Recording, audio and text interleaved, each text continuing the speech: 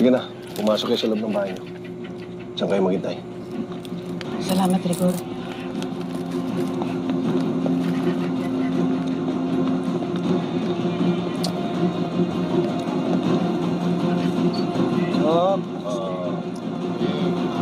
Sir, pare. Buti na yung talaga.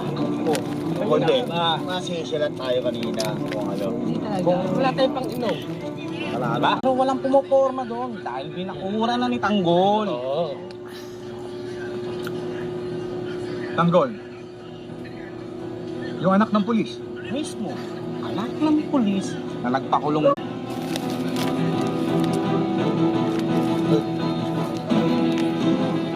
Here, na. Kung nakakulong si Tanggol, sino yung nasa bahay niya? Sino yung narap ng